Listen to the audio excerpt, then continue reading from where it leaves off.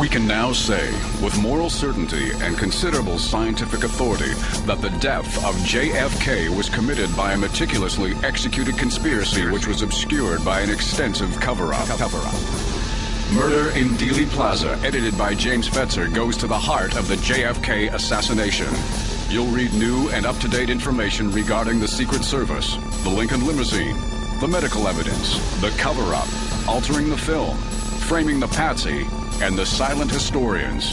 Also, 16 smoking guns, each one crushing the government's lone assassin scenario. A world-class chronology of November 22nd, 1963. Chapters by David W. Mantic, Gary Aguilar, Vincent Palomara, Douglas Weldon, Jack White, Ira David Wood III, James H. Fetzer, Doug Horn, and a classic essay by Bertrand Russell. The complete story in the pages of one single book, edited by James H. Fetzer. Read it now, read it again. You'll use it as a reference. Murder in Dealey Plaza. Available at Amazon.com and major bookstores around the world. It's murder.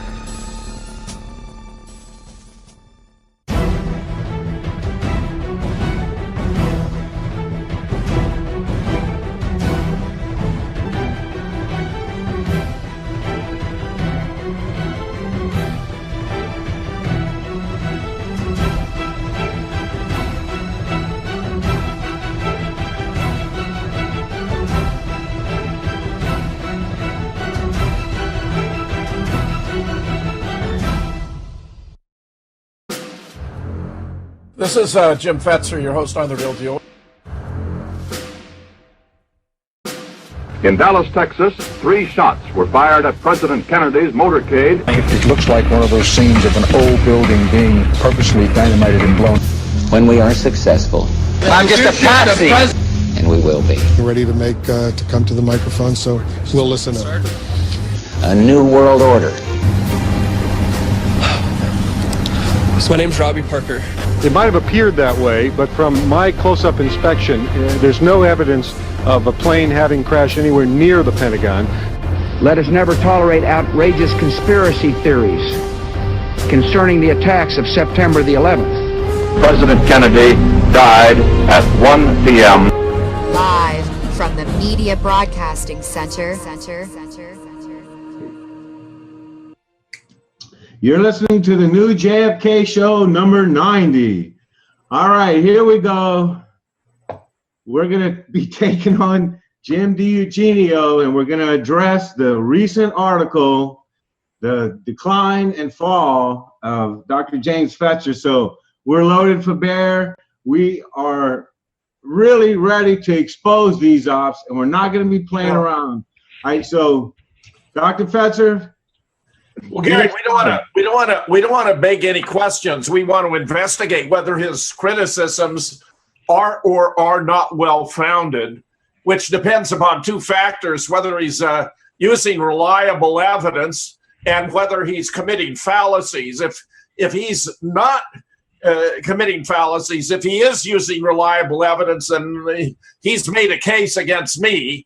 And on the contrary, if he has not made a case against me because he is not using reliable evidence or is committing fallacies, he's in effect made a case against himself. So we're going to sort this out here today. The first slide reflects that he's got a pretty big target because this guy he's attacking is published on a whole host of subjects: JFK, 9/11, Sandy Hook, the Boston bombing, the moon landing, the Holocaust. We're going to get into a whole lot of these. Don, why don't you give us an introduction? The next slide takes us to the part 1 of a 2-part series, where today we'll address as much of part 1 as we can and then continue next week. Okay, yeah, I was made aware of this article last night. I heard DiEugenio talking about it last year, so I knew it was in the pipeline, and I was kind of looking forward to it. And then a few months went by, I completely forgot about the damn thing. And then we got the email yesterday, so I got my butt over to CTKA, and I'm a little disappointed in Mr. DiEugenio. I thought he would be able to go after Jim with a little more credibility than what he did. I mean, if I was going to attack Jim Fetzer, I think I could do a better job than this. I really do, because Jim, or I mean, in this case, DiEugenio, he kind of gets out of his league here, and we're not going to be able to cover all this tonight. But he starts to venture out into Sandy Hook territory and 9/11. I mean, areas he hasn't done any research in and knows nothing about, and he hasn't even studied your stuff, Jim. One thing of all the shills out there, the one I've got respect for probably the most is Wayne Costi. Wayne at least reads our material before he starts attacking us. And of course, you're talking about in 9/11. Yeah. He doesn't come after us on JFK or anything like that. But he's at least been to my blog and read what I've written and what my positions are, and he's tried to attack them. He doesn't go after me personally, so I'm not gonna. I've got respect for Wayne, on that level where he sticks to. He lays off the personal attacks and he goes after the evidence. Now, he can't refute it, but I mean, nobody could, but he does. He gives it a good go. Anyway. Let me just make a comment here about the second paragraph. He's talking about my first book, Assassination Science, published in 1998. And he's saying he bought it because it contained 2 articles by Dr. David Mantik, whom he considered to be a good authority on the medical evidence. Well, David and I had been collaborating since 1992. He and I were discussing his research before he entered the National Archives for the first time. He made a presentation with Dr. Bob Livingston in 1993 in Dallas. But this was the first time Mantik's work was being published. So, it would seem as though that would be a worthy note here. But in any case, he makes an effort to trivialize the book, and I'll explain why I think that's a very dubious enterprise. Why don't you take us, Don, to the next slide and the very first question? You've done a wonderful job of formulating the issues. Sure. I thought, well, okay, if we're going to hammer Jim DiEugenio, let's talk about what he actually wrote. So I went through and read the article, and yeah, we'll go down here point by point. So point 1 here is assassination science. So here he's going after your bullet list, and here's a quote from an excerpt from DiEugenio's article. That is proof demonstrating there were more than 3 bullets fired in Dealey Plaza that day. But the very first pieces of evidence he uses, he misconstrues. Referencing David Lifton's best evidence, he writes that in that book, Lifton shows the reader photos of 2, quote, substantial bullet fragments, unquote, and then adds that they were recovered from the presidential limousine and that they thus denote, for his purposes, 2 bullets. Unfortunately, this is incorrect, and this is rather easily proven so. For if one goes to the Warren Commission exhibits, which picture the 2 fragments, it is plainly captioned that they are head and tail of 1 bullet. Since Fetzer lists the commission exhibit numbers, it's odd that he got this wrong. See commission exhibits 567 and 569. Well, let's go to the page in Assassination Science where I address that in the next slide, number 4. And what I say about it is point number 1 and 2. Lifton's best evidence, 1980, page 234. Publishes photographs of 2 bullet fragments, very substantial fragments that appear to be of 2 bullets that were removed from the limousine. They were Warren Commission exhibits 567 and 569. The total number of possible bullets given this evidence equals 2. Here I'm doing is what I call the argument from addition and subtraction as to how many bullets were fired, and I'm arguing that there was an absolute minimum of 8. But I actually, looked at the fragments as they are in the book, as the next slide shows, number 5. And based upon my experience with ammunition, and I used to supervise recruit training, including marksmanship training as a commissioned officer in the Marine Corps, those do not appear to me to be the head and the tail of the same bullet. Those appear to be 2 bullet fragments. Obviously, David Lifton thought so too. And what rather strikes me as remarkable is DiEugenio's methodology.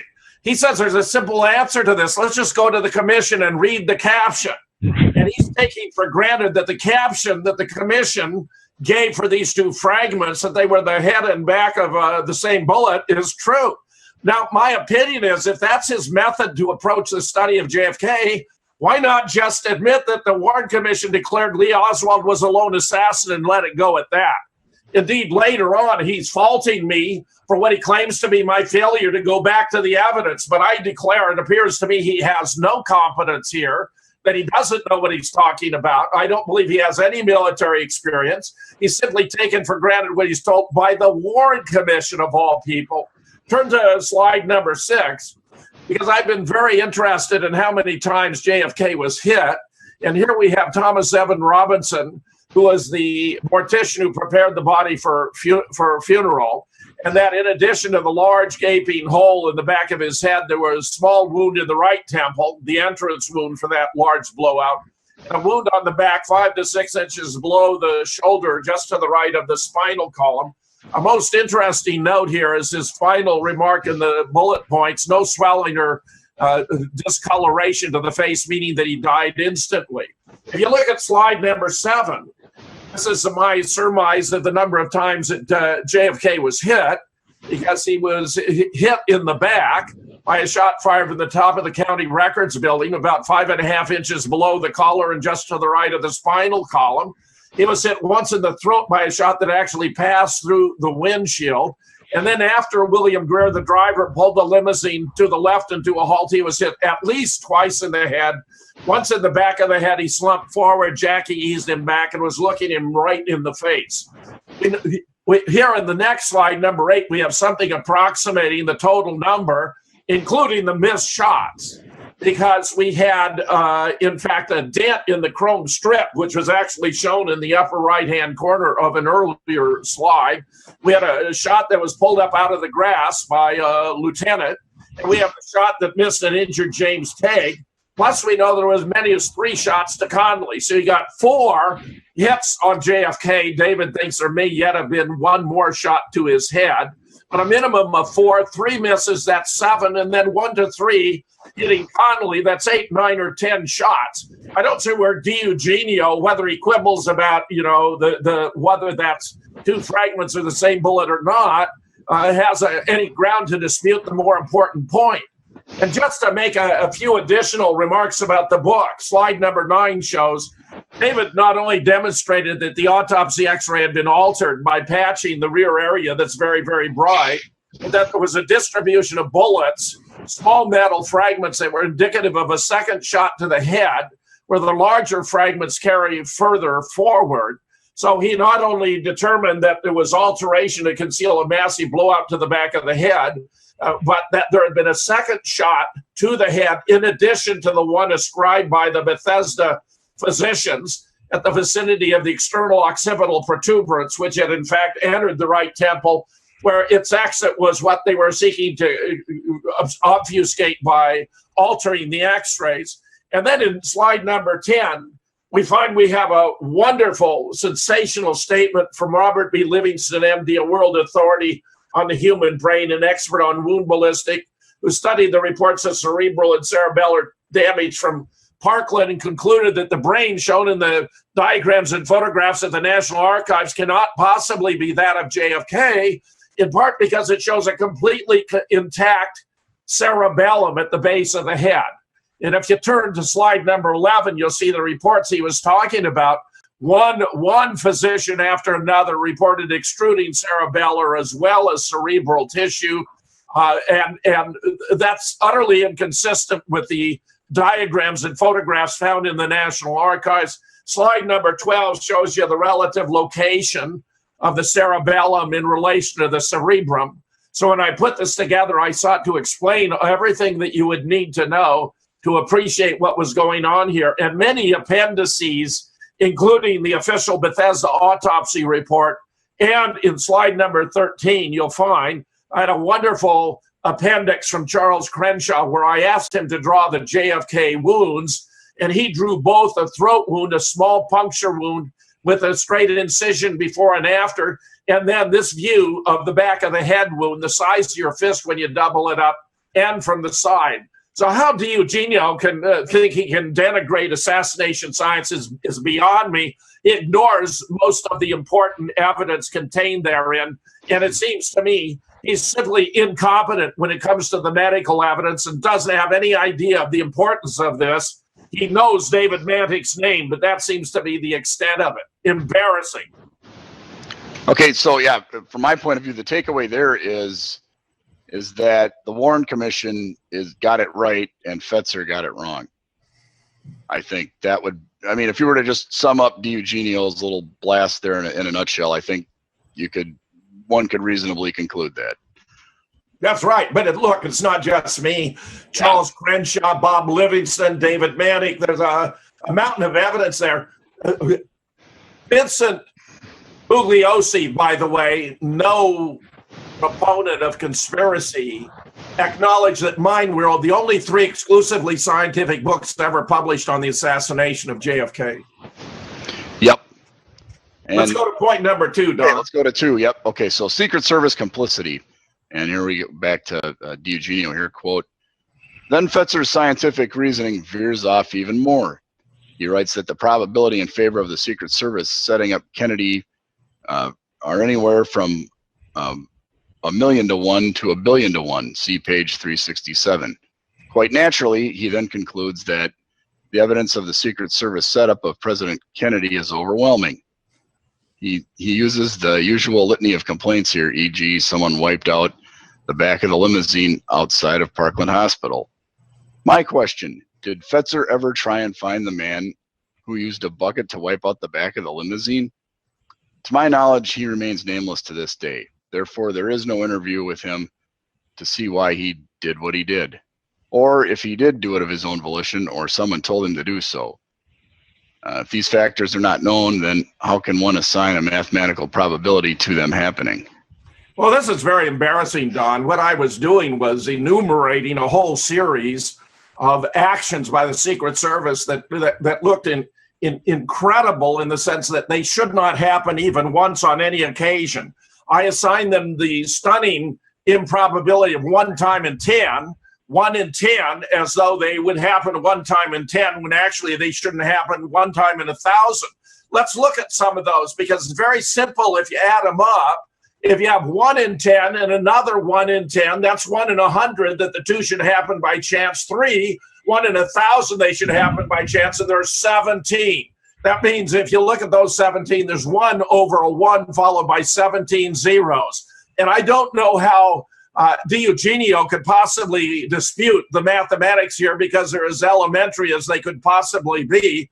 Just to review some of the bidding here, the next slide, 15, shows 2 agents were left behind at Love Field by Emory Roberts. They were the guys that should have run along beside the limousine or ridden on the back.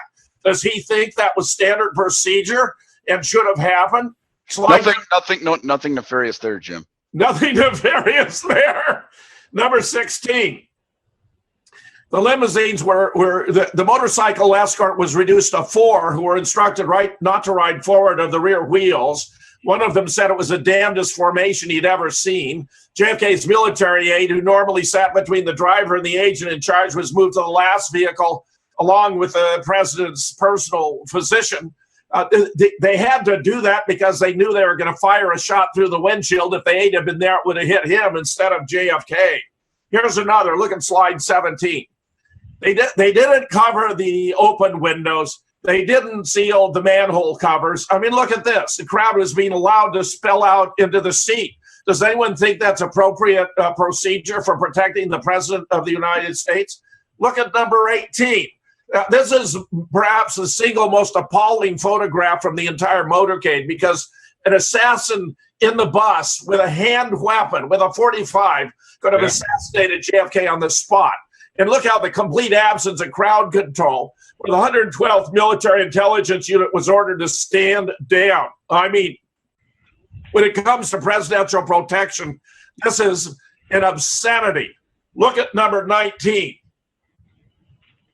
The motorcade route was changed just 4 days before the event on the 18th. Normally, they fix a motorcade route and they never change it because the Secret Service has to check every building and screen its occupants. How often should that have happened? Not 1 in 10. Never. Absolutely never. Look at the next, number 20. Oh, and then they publish it in the paper, too.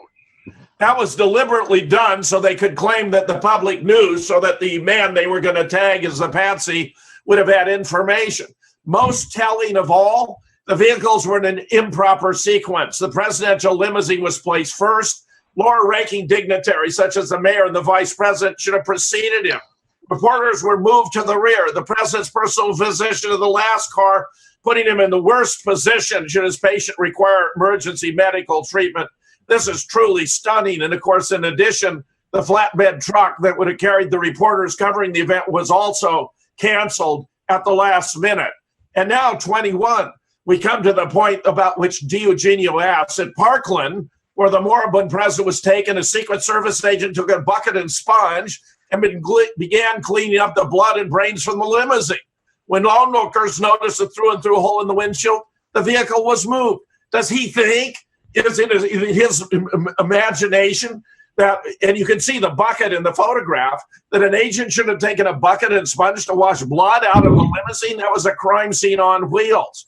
Notice how he tries to divert attention to the identity of the man who did it. Interestingly, about 2 years ago, I was approached by a man who claimed to have been a personal friend of Sam McKinney in the Secret Service Cadillac. He told me that Sam McKinney had claimed to have got the bucket and sponge to wash the blood and brains out. Now, others have told me when I floated that hypothesis that if this was the person who was doing it, and actually I think he's bent over to the left of the cop in the uniform, that looks more like Kellerman. He looked too tall, but the man actually doing it bent over. So I may even have an answer to that question. It may have been Sam Kinney. But what is DiEugenio distracting from the fact that we have a minimum of 17 indications of Secret Service complicity? And even if we assign each of those events the astoundingly high probability of 1 time in 10, we get 1 over 1 to the 17 zeros. I mean, that's a powerful result.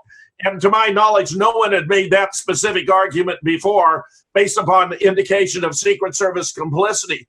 Moreover, Gary, I think we have, Nigel Turner was sufficiently impressed with what I had to say about this that he actually put it in to episode number 6, The Smoking Guns of the Men Who Killed Kennedy, which if chance can play, we can even play at this point in time.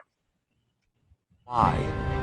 Uniquely on that day in Dallas, the press, the camera crews, Kennedy's military aide, who would normally sit in the front of the president's car, and even his personal physician, were all relegated to the rear of the motorcade by the Secret Service.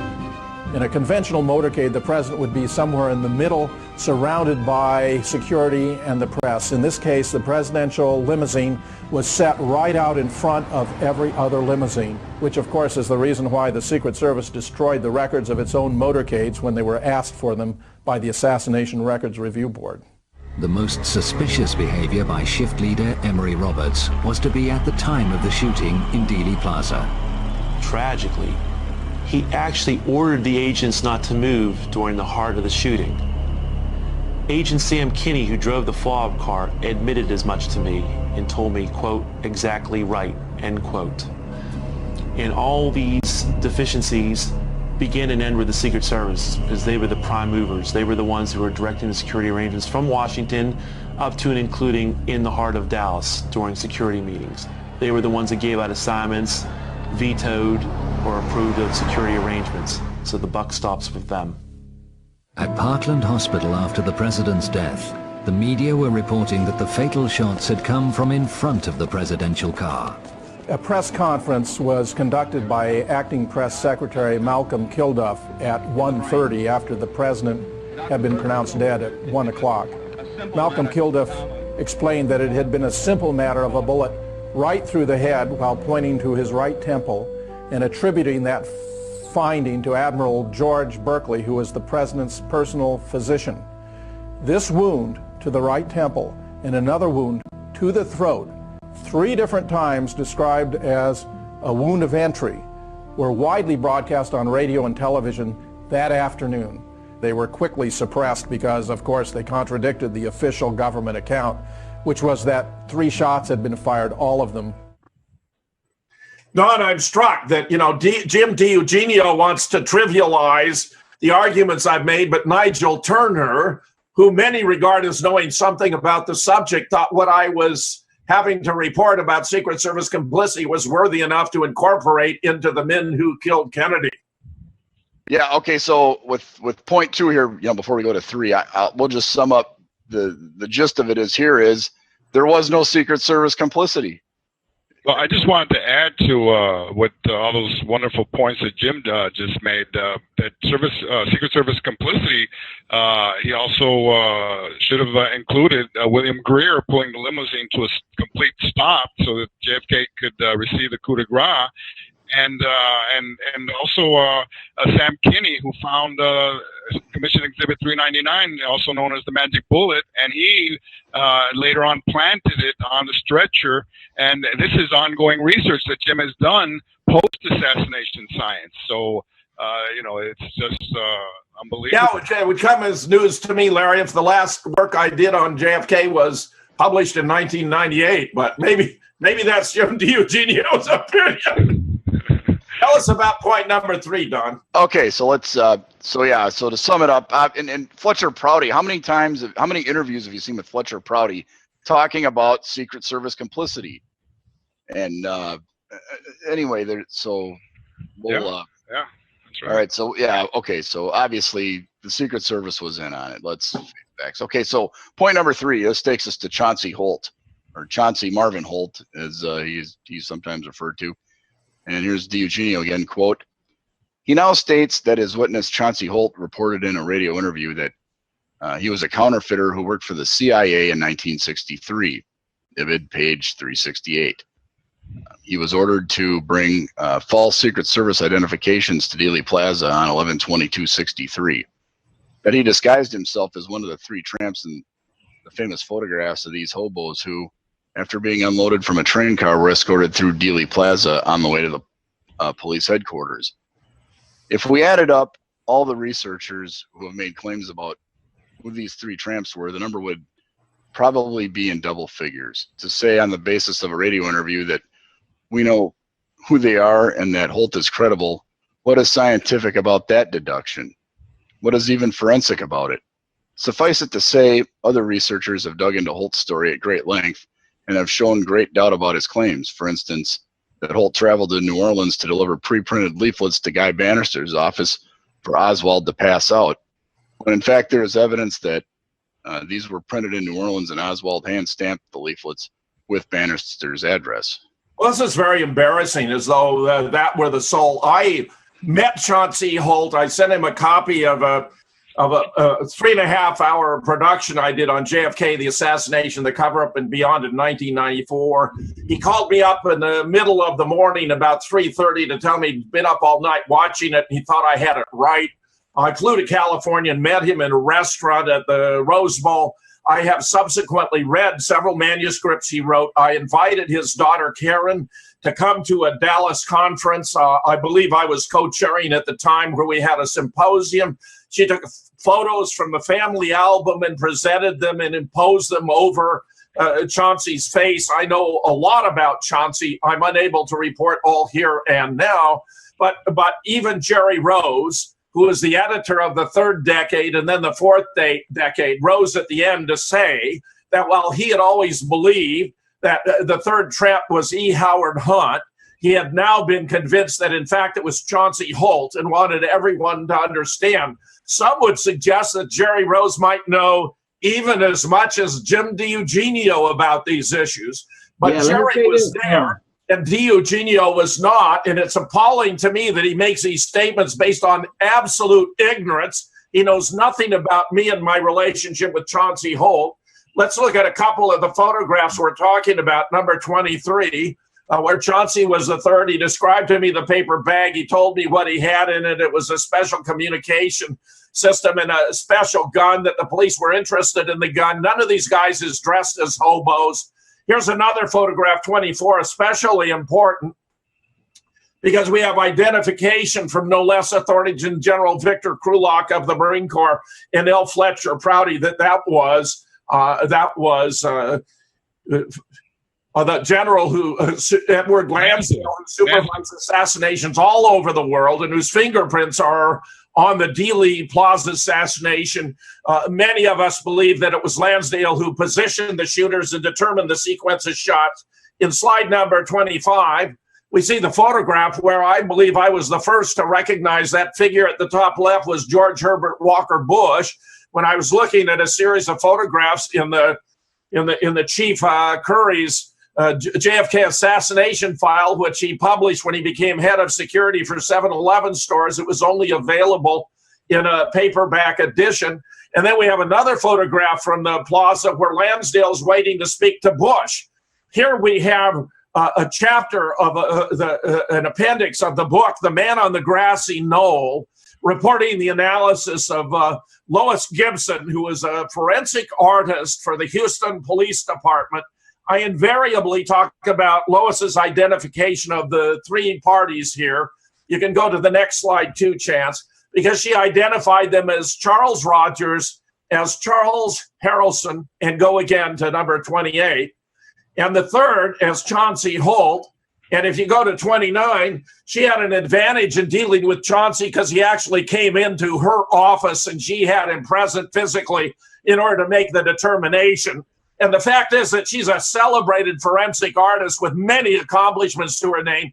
DiEugenio is either massively ignorant or simply dissembling. He appears to have done no research on the subject, doesn't know anything about it, but that it appears is his practice.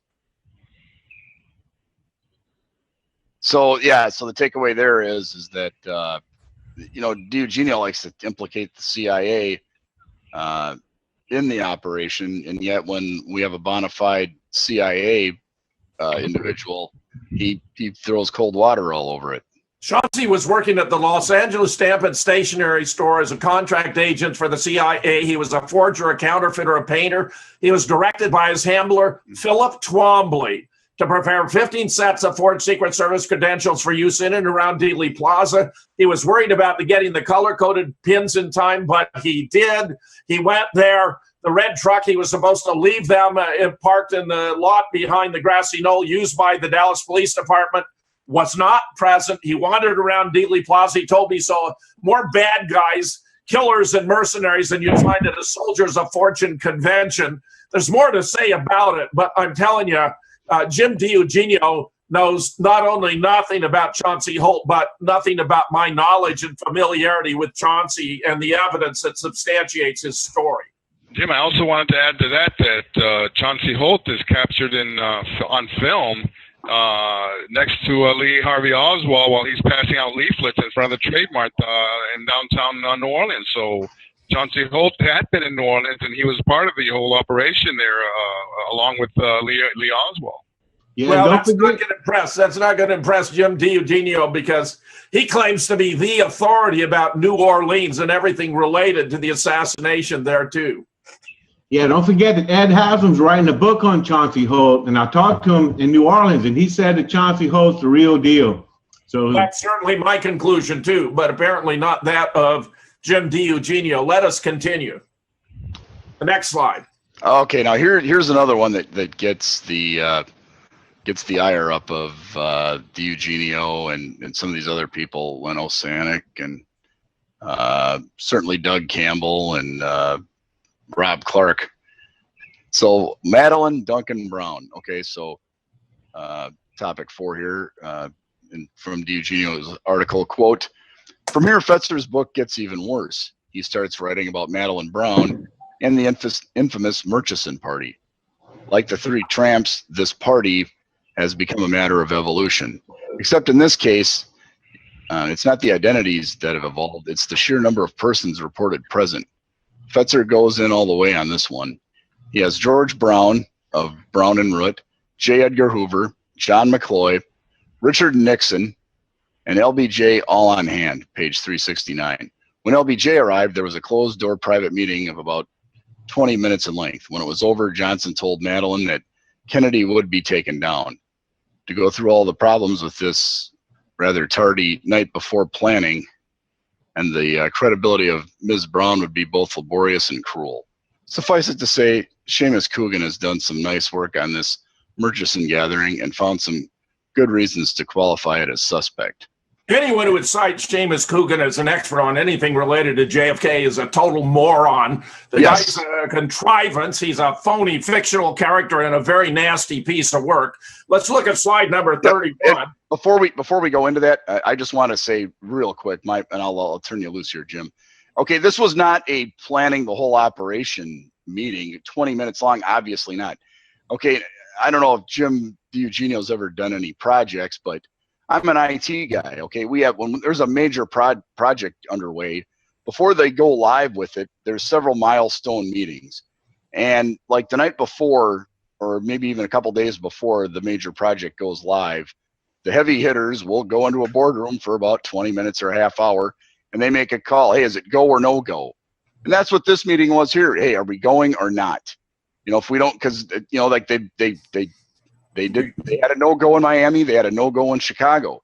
They could have had a no-go here, and then they wouldn't have kicked off their whole propaganda apparatus. But it was obviously it was an up or down decision, and they decided to go.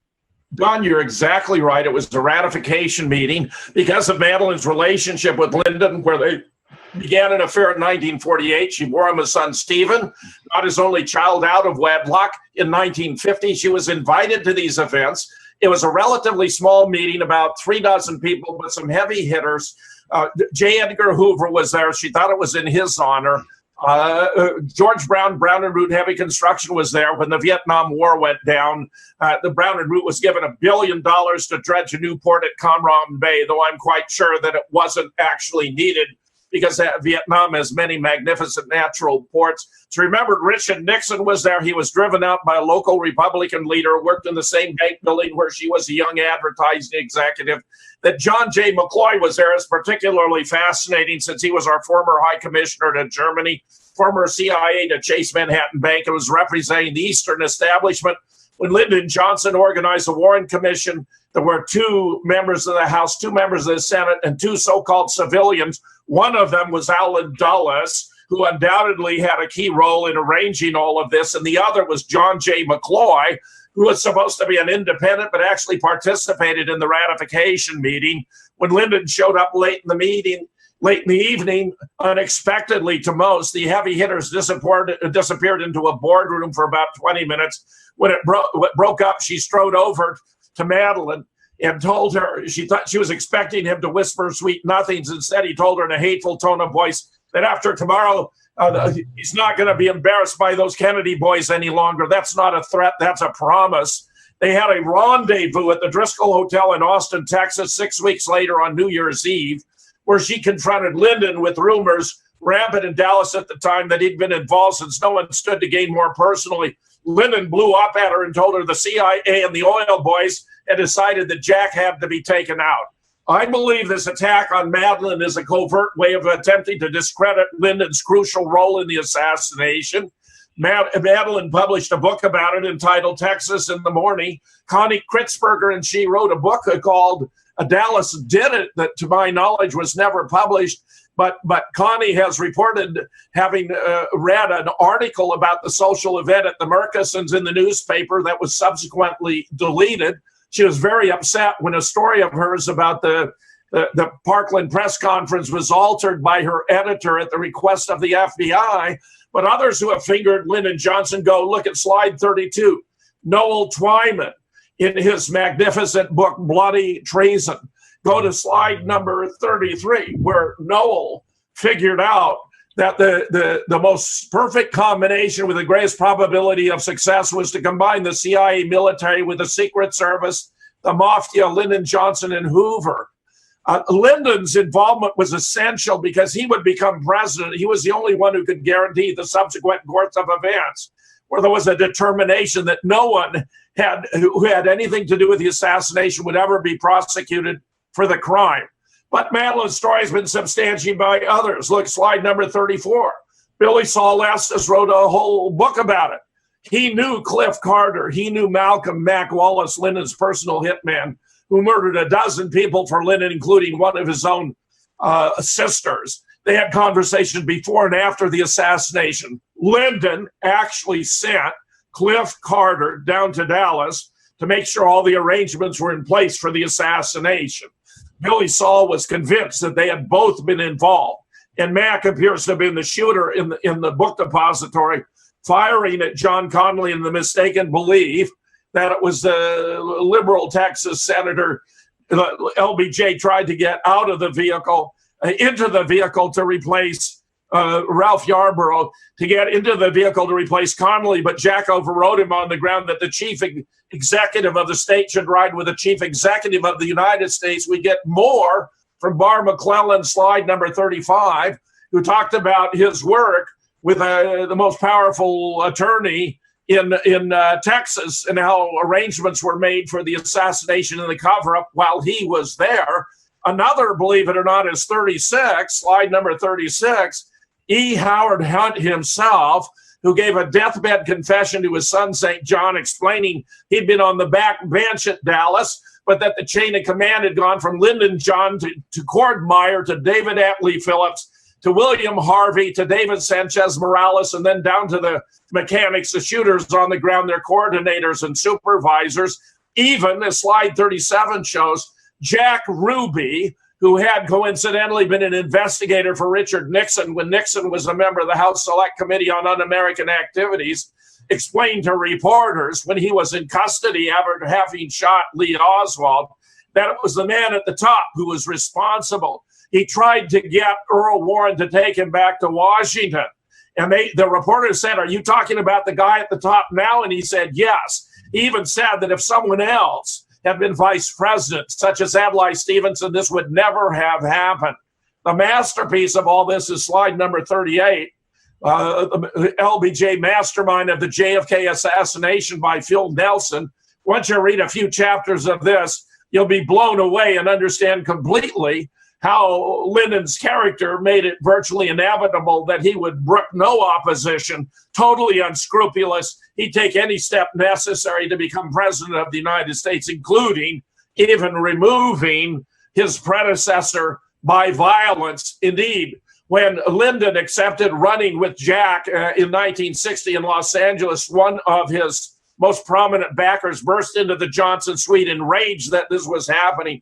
Bobby Baker took him into the next room, explained what they had in mind. He came out all smiles. Bobby would later be quoted as saying JFK would not live out his term and that he would die a violent death. He knew because that was their plan. More recently, as slide 39 shows, Roger Stone, who's a very prominent Republican operator who's advised 5 different presidents, has published The Man Who Killed Kennedy, The Case Against LBJ, a wonderful book, especially because of his background. And as slide 40 shows, even, Craig Zerbel had it right in the Texas Connection, where this photograph appeared on the back. And incidentally, isn't it remarkable that Nigel Turner, once again, supported Madeline's story and featured her as a key figure in the final episode of The Men Who Killed Kennedy, which is entitled The Guilty Men, where based on his own research, he'd not only turned up the chef who had cooked the hors d'oeuvres, but the chauffeur who had driven J. Edgar Hoover to the event at the Murchison party. Now, I must say, I even gave an interview of Madeline Duncan Brown in Dallas for one of the Lancer conferences. It was recorded. You can find it online. I had over 100 conversations with Madeline Duncan Brown. I'll just assure you that neither Seamus Coogan nor Jim DiEugenio has a clue when it comes to Madeline Duncan Brown. And it appears they're attempting to obfuscate the evidence that implicates Lyndon Johnson in the assassination of our 35th president. And not to forget, Lyndon Johnson was Jewish. Okay, he was a crypto Jew, so he wasn't, openly, a practicing Jew. But within a month of him taking office, one of the first acts he did, he was dedicating a synagogue. I believe somewhere in Texas. Was it in Dallas or Houston? I'd have to go look that up. But he was within 3 to 4 weeks after the assassination, he was dedicating a brand new synagogue, and he had been heralded by the Jewish community for smuggling Jews out of Germany. He was, we don't have a specific point on it, but Johnson was knee deep in the USS Liberty attack, where Israeli planes were shooting up our spy ship, and the goal of that whole operation was to sink the ship, blame it on Egypt, and then nuke Cairo. Yeah. Jim, I also wanted to add that Nigel Turner also interviewed that seamstress woman who had been employed by the Murchisons for decades, and she also confirmed and verified that the Murchison party the night before of the assassination. Well, I think there's a pattern emerging here that some of the most important discoveries about who was responsible and why JFK was taken out are being targeted by attacking me in an effort to discredit voluminous research by many different sources. I mean, how many books, how many contributors, how many scholars have I mentioned already? And here, Don, we now turn to murder in Dealey Plaza, and it's remarkable what he has to say. Yeah, not a ton on this one. I just kind of... No, I've taken care of it, Don. Just read number 5. Yeah, point number 5. Yeah, murder in Dealey Plaza, quote. Okay, this is Fetzer's high point of JFK research because he contributed little to the book. It's mostly Mantic and Aguilar. Well, let me just respond to that. It would appear that DiEugenio would be most impressed with my research on JFK if I'd done none of it. Just read from the back cover what others have felt about this book. A rich and fascinating collection and darkly compelling revelations demonstrate beyond any doubt the existence of conspiracy and cover-up behind the JFK assassination. Michael Parenti. And Michael Parenti was one of my absolute first heroes in all this stuff. He's kind of the guy that got me down this path back in '91 or so. No jury would have convicted Lee Harvey Oswald in the face of the argument set forth in this excellent volume. Murder in Dealey Plaza masterfully exposes the fallacies of the Warren Commission report through objective, incontrovertible, medical, scientific, and investigative analyses of both old and new evidence. The conclusions are as solid as the credentials and research experience of the contributing authors. It is time that the truth in the JFK assassination be revealed and that United States history be rewritten. Cyril Wecht, MD, JD, past president, American Academy of Forensic Sciences. Maybe DiEugenio wants to impugn the credentials of Cyril Wecht. Here's another. Murder in Dealey Plaza is a deeply disturbing book which documents the deceit and deception that marked the government's handling of the evidence in the Kennedy assassination. The authors, all highly skilled professionals, describe the cover-up from the falsification of the autopsy results to the alteration of the Zapruder film. Anyone who reads this work will be appalled by the systematic distortion of the truth that JFK died as a result of a conspiracy by certain officials of the U.S. government. Michael Kurtz, author of Crime of the Century. Fetzer and his team of experts uncover so many smoking guns it's impossible not to spot the fire that the Warren Commission and Gerald Posner have tried hard to deny. A thought-provoking and disturbingly compelling sequel to Assassination Science. Kerry Walters, Gettysburg College. Fetzer has assembled 10 suspenseful essays on our government's perfidious efforts to conceal a conspiracy behind the assassination of President Kennedy. 2 brains examined, photographs missing, X-ray altered, the notes and reports burned, drawings fabricated. The account of JFK's autopsy is more shocking than the story of Jekyll and Hyde. Stuart Gallinor, author of Cover Up. You would think, from DiEugenio's point of view, that this book just sprang into existence magically all by itself. I created that book out of whole cloth. I mean, it's outrageous. And look at slide number 42. It was reviewed. Murder in 42 Chance.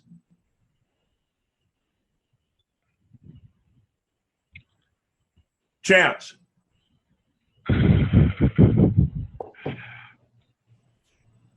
A book that is also used at the college level to teach courses on the JFK assassination, Jim. Yeah, that's absolutely true. And look at this. George Costello, writing for the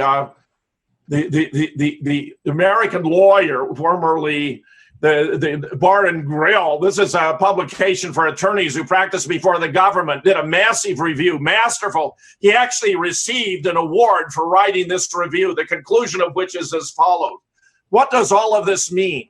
Any one of the findings summarized above would be troubling by itself. Together, these findings form a critical mass of evidence indicating that President Kennedy's autopsy was falsified and help establish a compelling case that people within the federal government covered up evidence of frontal shots and hence of multiple gunmen in conspiracy in the assassination of President Kennedy, because it pulls this evidence together in one place. Murder in Dealey Plaza is one of the most important books to date on the Kennedy assassination. The new evidence turns the tables. No longer can defenders of the lone assassination theory hide behind the autopsy evidence and claim that it trumps all the other evidence. The weight of this other evidence now trumps the autopsy report. Lone assassin theorists must address and explain the new evidence if they wish to regain credibility. It is time for people of integrity who are involved in the official investigation, especially the professionals, to take a good faith look at the new evidence and confront the likelihood that their conclusions were based on falsified data. Murder in Dealey Plaza may not be the last word on the medical evidence, but it should be the starting place for a fresh look, not only at the medical evidence, but also at the assassination and its implications. There are, by the way, wonderful chapters two by Vince Palomara, 2 by Doug Horn, a brilliant article on the limousine and the windshield shot by Douglas Weldon. I mean, it's just stunning that this man, DiEugenio, would trivialize the contents of this important book. Look at slide number 43. He wants to talk about Gary Aguilar. Well, Aguilar has a chapter that is decent, that traces the reports of the Bethesda physician and claims that they were the same at Parkland as the Parkland physician. So he's trying to minimize any differences, which we now know because of Doug Horn's fantastic work in relation to the ARRB, that James Humes actually took a cranial saw to the skull of JFK's head and greatly enlarged the wound. But what I find fascinating about this is while he's endorsing Gary Aguilar's work, he seems not to understand that this massive blowout at the back of the head is evidence that the Zapruder film has been altered, as frame number 44 reveals, because it was systematically blacked out as it was here. And indeed, Aguilar seems to stop with Bethesda, because look at 45. Slide number 45 shows what the House Select Committee did. They not only patched up the fist-sized hole at the back of the head, they ignore the huge, enormous, gaping wound that had been created by the cranial saw. Look at frame number 46, and you just begin to appreciate the appalling inadequacy of the HSCA, because their depiction of the wound is not even consistent with a Harper fragment. There is no massive blowout at the back of the head for that Harper fragment to fit. And as slide 47 reflects, we have here 3 different versions. We have the Parkland observation, Bethesda, much larger, which we now understand because of Doug Horn, and the HSCA. Gary Aguilar might have been more workmanlike if he had covered these major discrepancies. He seeks to present the view that Parkland observation were the same as those at Bethesda, which may have been true before Humes took the cranial saw to the head, which was exposed by Thomas Evan Robinson when he gave a deposition to the ARRB. This is fairly stunning stuff. And I still find it ironic that Tink Thompson, who trashed Murder in Dealey Plaza, claiming the only essay worth reading was that by Gary Aguilar, seemed not to understand that if Aguilar were correct, then the Zapruder film had to have been altered, because Thompson wants to not only praise Aguilar, but defend the authenticity of the film, which Aguilar's study by itself, as far as it went, although limited, nevertheless disproved and refuted by itself. All right. I was gonna say next up we'll discuss the Z film, but we've only got a few minutes left here The tonight. whole half hour just for that. That's what I was thinking. Yeah, I don't know. Any comments you want to weigh in with, Larry, on this thing? No, I think that Jim has been more than adequate here. I mean, the credentials of the authors of Murder in Dealey Plaza speak for themselves. I mean, just and not only that, the work that Douglas Horn has done after Murder in Dealey Plaza, with his 5-volume work on the ARRB and his interviews with Dino Brugione, and most recently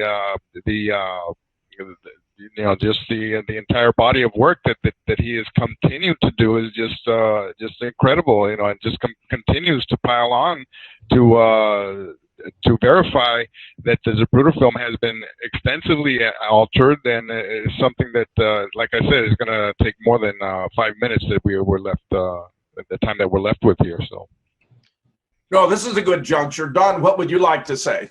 Okay, I've been listening to Rob Clark and Black Op Radio lately, and apparently, I think about a year ago, or maybe it was the end of last year, Jim, you might have been on some guy's show that used to be on American Freedom Radio, and he was pissing and moaning about, boy, Fetzer just talks a lot, and there's all these gunshots. He's got some wacko theory, and weren't there eyewitness reports that it sounded like automatic gunfire? So what another of the reporters gave that report. So in rapid succession, I think that it wasn't in fact automatic weapon, but I think the plan was to have 3 salvos of at least 3 shots, and that some of them were not quite properly timed, so it came across sounding almost like automatic fire. Yeah, that's what I was going to say. It was different gun, but the takeaway there is there was a lot of shots, and there were a lot of silenced shots with silenced weapons also. Yeah, I believe the only unsilenced weapon was a Mannlicher Carcano used by Mr. Tony Escadro from the Dow Tex, which was done with a Mannlicher Carcano to create the acoustical impression of only 3 shots having been fired, where all the other shots were silenced. But there's no way of getting around 8, 9, or 10 shots having been fired. And, I'm just going to throw this out there now. And my thesis on DiEugenio is that he's been trying to, his real goal is to modernize and freshen up the Warren Report. While seemingly attacking it, he's trying to extend its life into the 2015, 2016, 2017 timeframe. I don't know how much longer he's going to be on the scene. Hopefully not much longer after we finish, impugning him here. But I think that's really what their goal is. When you listen to these guys, they attack Fetzer vociferously, and then they even come out and they pull a Judy Wood, and they use the verb Fetzering. I've noticed when Jim really gets somebody, like one of these shills, when he gets them really pissed off, they start talking about Fetzering. Yeah, but let me just comment on that. Judy Wood introduced this phrase. It's about somebody who says a great deal but has nothing to support it. Anyone who knows my work understands I'm precisely the opposite. I always have support. I do my homework. I cannot have taught logic, critical thinking, and scientific reasoning for 35 years and not know how to do my homework. The new book on Boston is my 32nd book. The 3 books on JFK broke the medical cover-up, where the very first, assassination science, was the most important in that regard. The others cemented it. And, of course, the third, the Great Zapruder Film Hoax, which we'll address next week here, because we'll pick up his complaints about the Zapruder film and its authenticity, which would appear he still wants to maintain, have all fallen by the board because of research, including from people like you. Because, you see, I've always known my own limitations. I've always known what I did not know as much as what I did, which is why from the beginning I reached out to others with special competence. Mandic has a PhD in physics, an MD, and is board qualified in radiation oncology, so he knows x-rays inside and out. Bob Livingston, world authority on the human brain, expert on wound ballistics. Charles Crenshaw was in trauma room number 1, and then 2 days later responsible for the care and treatment of the alleged assassin. Jack White, legendary photo and film analyst. John P. Costello, another PhD, this time in electromagnetism, the properties of light and of images of moving objects. It's because I bring in experts in different fields, and I've done that again and again and again. I did that in JFK. I did it in 9/11. I've done it with Sandy Hook. I've done it with the Boston bombing. I bring together the best people on these subjects so that all of their expertise can count. And let me say this about the bottom line here. DiEugenio is going way out of his way to make the case that I'm some kind of fraud, even a disinformation agent. I will agree to this extent. One of us is a fraud and a disinformation agent. And if after listening to what we have to present, my rebuttal to his arguments, you shouldn't have a tough time figuring out who is who. All right, stay tuned for part 2 next week. We're going to route out all the shills. This is Don Fox, Jim Fetzer, Larry Rivera, Gary King, and Chance George. We'll see you next week.